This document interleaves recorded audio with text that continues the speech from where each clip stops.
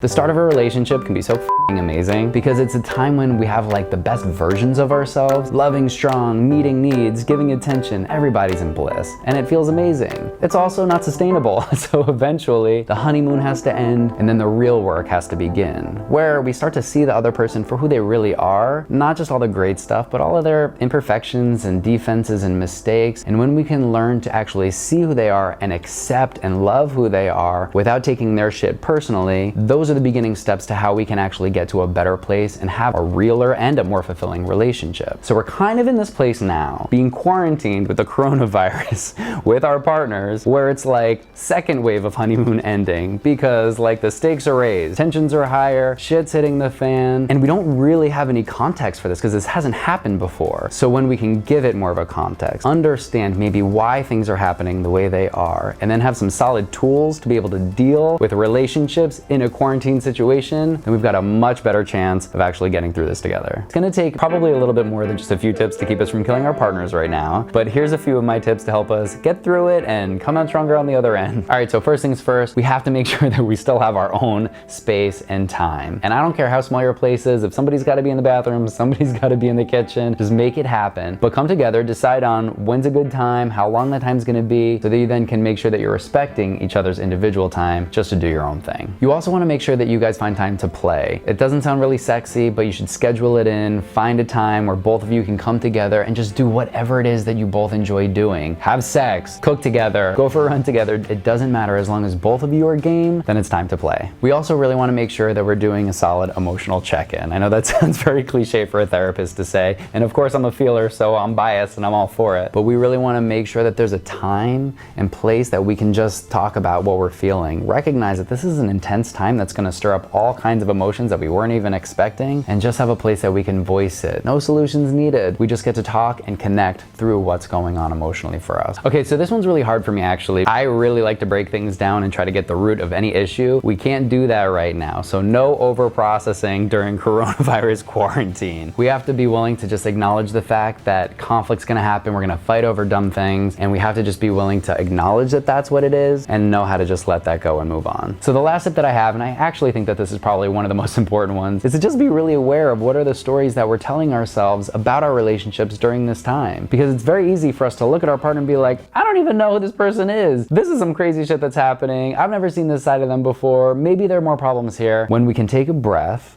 and then we can also rewrite that narrative to one that says, you know what, this really sucks, but it's also circumstantial. This person's not terrible, it's just stirring up all the most fearful parts of both of us during this time. But maybe this isn't something that's happening to us, it's something that's happening for us, because it's giving us an opportunity to really practice the most love, compassion, patience, understanding, forgiveness that we've ever had to before, so that when this all winds down, which it will, we can come out on the other end of this even stronger than ever before.